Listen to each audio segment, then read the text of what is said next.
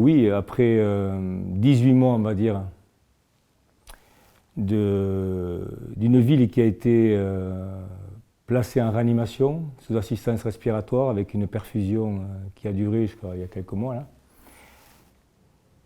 Ces mois-là ont permis de poser un diagnostic sur cette situation de maladie chronique aggravée, parce que les pèlerins, les visiteurs n'avaient plus la possibilité de venir à Lourdes à cause de la crise Covid, hein. Donc, le diagnostic, il est simple. La ville de Lourdes a vécu pendant des années sur un modèle monosegmenté. La spiritualité, c'est l'histoire de la ville, hein. C'est l'histoire d'une femme, Bernadette Soubirous, qui a transformé, qui a fait passer cette ville d'un bourg à une ville internationale. Et donc on a vécu, les Lourdais ont vécu, les socioprofessionnels, les hébergeurs, et tout le rebond de cette activité sur les grossistes-répartiteurs, les magasins, l'économie locale, voire régionale, puisque 17% des emplois saisonniers sont à Lourdes. Et donc, le diagnostic, c'était de voir, au travers du coup de projecteur qu'a apporté le Covid, de bien voir qu'à ce moment-là, vu l'état de choc dans lequel se trouvait la ville, il fallait apporter des solutions complémentaires. Alors, il ne s'agit pas de changer de modèle. Moi, j'ai défini ça par 3 lettres. Le continuum, il faut continuer, mais il faut travailler sur le contenu du continuum, c'est-à-dire comment on peut aujourd'hui upgrader, améliorer la qualité de l'hébergement, de la proposition qui se fait à Lourdes. 2, continuer, c'est aussi compléter avec tout ce qu'il est possible de faire aujourd'hui dans ce territoire pour attirer de nombreux touristes qui pourraient devenir des pèlerins et des pèlerins qui peuvent devenir touristes. Et la 3e chose, c'est vraiment diversifier, ce que j'ai qualifié de complétude, c'est être déterminé à compléter en diversifiant cette offre.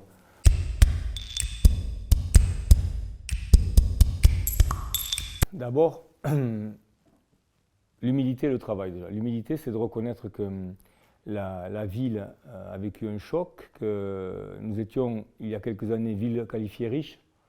Aujourd'hui, nous sommes une ville en grande difficulté. Donc, c'est de reconnaître l'état dans lequel nous sommes aujourd'hui, en grande difficulté. Avec, au passage, 1000 départs de saisonniers, presque 2300 chômeurs au chômage fin 2020, la ville était en état de choc. Donc, reconnaître la situation, la maladie en gros. Derrière, nous sommes élus au moment où le Covid amène un coup de projecteur sur la société dans son ensemble. Et particulièrement, nous l'avons mis en avant tout le temps dans notre programme de campagne. Et notre programme de campagne a collé vraiment à la situation que l'on a découvert progressivement parce que l'on proposait. Par exemple, la transition énergétique, la politique de la ville, la réurbanisation pour rendre la ville attractive, l'esthétisation. Tous les projets qu'on va mener, j'y tiens particulièrement, seront tous esthétisés. Il faut retrouver de l'attractivité par aussi l'esthétisation de toutes les infrastructures qu'on va poser, qui sont toujours des projets structurants. Mais à l'échelle d'un territoire, donc si vous regardez bien en élargissant le spectre, ça va jusqu'à l'hôpital public, hein.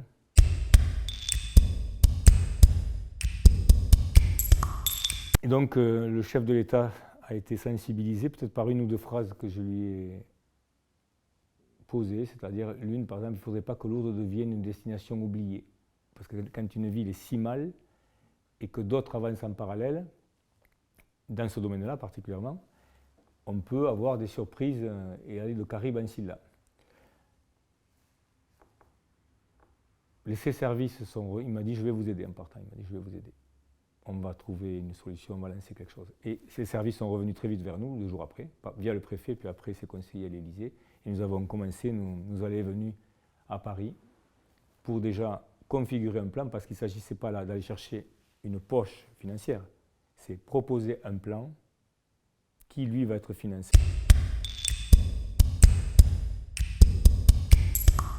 Ce plan, il a été construit par le préfet, ses services et le sous-préfet, d'une part, et de l'autre côté, nos équipes et moi-même.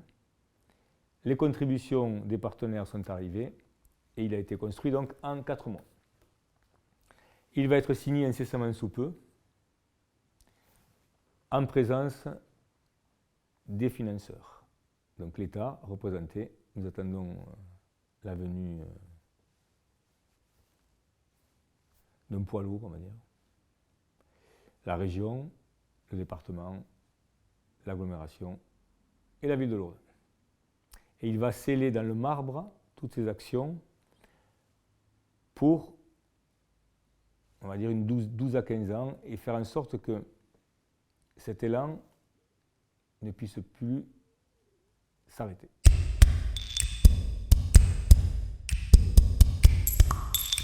Alors, 2022, ce sera l'année peut-être d'un effort nouveau depuis des années sur les problèmes du quotidien.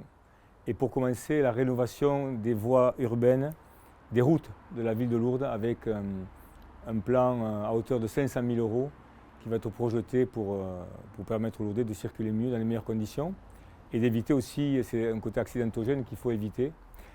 Puis un plan progressif de mise en sécurité des points accidentogènes, notamment l'avenue Jean Moulin qui est demandée depuis de nombreuses années, avec un ralentissement de la circulation via des outils posés sur la voie. La pose d'un premier rond-point devant la police municipale pour ralentir à un endroit où il y a pas mal d'accidents carrosserie pour l'instant, pas de victimes heureusement. En gros, un début de plan de mise en sécurité via la pose de rond-point à certains endroits. Et puis des investissements notamment sur des machines, balayeuses, tondeuses autoportées, parce que jusqu'à présent on louait et aujourd'hui nous avons décidé d'acheter pour pouvoir baisser un peu les coûts de fonctionnement avec 3 machines qui vont arriver, qui vont permettre la propreté, de travailler sur la propreté urbaine qui est très attendue par les Lourdais mais aussi par les visiteurs qui viennent. Nous avons quand même, c'est une ville à 3 fleurs, donc il faut quand même le préciser. Je veux remercier au moment où nous avons mis en place le régime indemnitaire pour tous les agents de la collectivité, le travail qui est fait, qui est souvent sous-estimé, mais qu'il faut qualifier parce qu'il est là. La ville s'est améliorée au niveau propreté, jamais assez bien évidemment, mais il y a aussi une part d'autoresponsabilisation de chacun.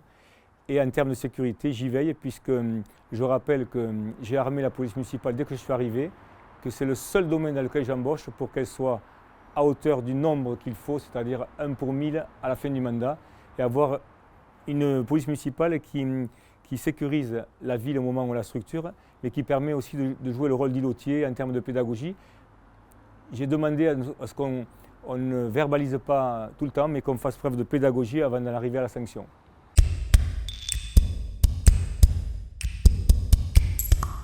C'était un enjeu majeur que j'avais défendu seul à l'époque, à l'échelon de la campagne municipale, en novembre 2020. Ce train, il a été posé parce que, d'abord, des élus s'étaient élevés contre l'arrêt de la Palombe bleue à l'époque, il y a quelques années. Et là, Carole Delga a été vraiment l'instigatrice de cette ligne qui n'est plus la même. C'est une ligne qui passe par Orléans, Limoges, Toulouse, et qui se divise en 2 pour aller sur la Catalogne et venir sur Tarbes-Lourdes. J'ai beaucoup œuvré à la fin parce que cette ligne s'arrêtait à Tarbes, c'était un peu embêtant qu'elle n'arrive pas jusqu'à Lourdes. Et c'est aujourd'hui la possibilité aux pèlerins, mais aussi aux visiteurs. Vous prenez le train à 21h41 à Paris et vous arrivez à 7h30 à peu près à Lourdes. Il y a un wagon ou 2 avec la possibilité de mettre des vélos, des skis. Donc ça va permettre de travailler sur la venue des pèlerins de nouveau à bas prix et à bas carbone aussi, puisque c'est un moyen de transport bas carbone. Si on se débrouille bien, à 19 €, on peut descendre de Paris à Lourdes en seconde et à 39 € en première, ce qui est quand même un outil essentiel qui est très plébiscité par les hôteliers. Ça va permettre au moment où la ligne LGV ne viendra pas jusqu'à nous d'avoir un moyen alternatif de faire venir. Je travaille sur une seconde ligne là. On a eu quelques couacs, il faut bien le dire, dans la mise en démarrage de cette ligne, mais j'ai saisi le président de la SNCF il y a quelques jours directement, M. Farandou, et qui m'a assuré, déjà il avait fait le diagnostic bien avant que je l'appelle, de travailler sur l'évitement de ces problèmes qui ont accompagné le début de la mise en service de la ligne. Donc là on a un outil très important qui va permettre la venue à Lourdes à bas coût, bas carbone et qui s'inscrit dans la transition écologique et va nous permettre d'avoir de nouveau des visiteurs, des pèlerins.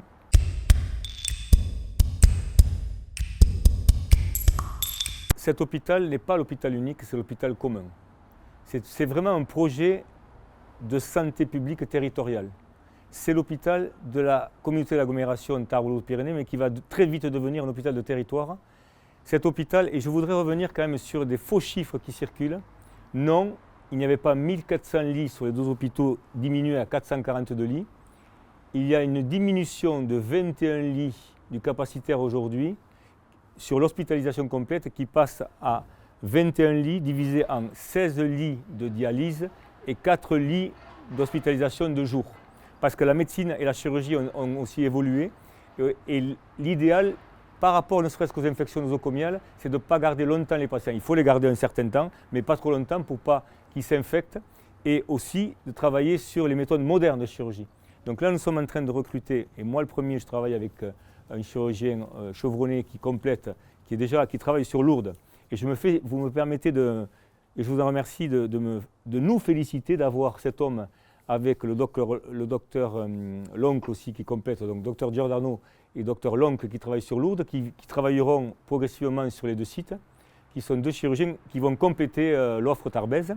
Et je dis aussi aux Lourdais que depuis le 3 janvier, je me suis beaucoup investi à la demande du docteur Fajol, le radiologue de Lourdes, et un couple de jeunes radiologues viennent de prendre place dans le cabinet du docteur Fajol et complètent l'offre radiologique du territoire au moment où nous sommes en défaut de 28 000 mammographies à l'échelon du territoire.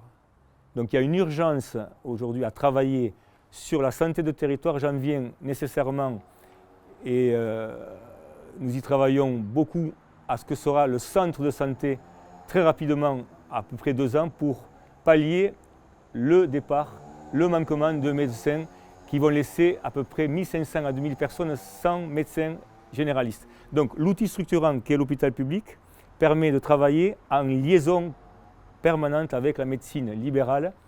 Les médecins libéraux reviendront s'il y a aussi un outil technologique de haut niveau et c'est sur quoi on travaille, notamment une unité de radiologie interventionnelle, de la chirurgie moderne, une maternité de haut niveau avec derrière une hospitalisation de jour, des chirurgiens chevronnés qui sont là déjà, mais qui seront complétés par d'autres qui viendront puisque nous avons du mal à recruter. Recruter des médecins, on a beau dire qu'il faut garder ces deux hôpitaux, le débat est dépassé. Que ce soit le gouvernement Sarkozy, le gouvernement Hollande ou le gouvernement Macron, les politiques publiques aujourd'hui se réduisent et nous devons prendre le train en marche, celui de jour par contre, celui-là, car, je le rappelle, le président de la République a œuvré pour qu'on avance sur ce dossier à raison d'une enveloppe de 210 millions d'euros. Le projet a démarré, la maîtrise d'œuvre c'est pour bientôt, l'ouverture, la livraison en 2028 et ça entraîne aussi, c'est un projet structurant qui permet quand même un soutien aux entreprises à hauteur de 270 millions d'euros. C'est un projet structurant, oui, je le redis, bien que ce soit contesté par certains, cet outil structurant permet à de futurs habitants du territoire de venir car il y a trois paramètres pour lesquels les gens viennent dans les Pyrénées aujourd'hui. C'est l'environnement, on l'a, c'est l'insécurité ou la sécurité, nous sommes un peu touchés mais pas trop, pas comme dans les grandes villes, et d'avoir un outil de santé qui soit performant, ce qui sera le cas.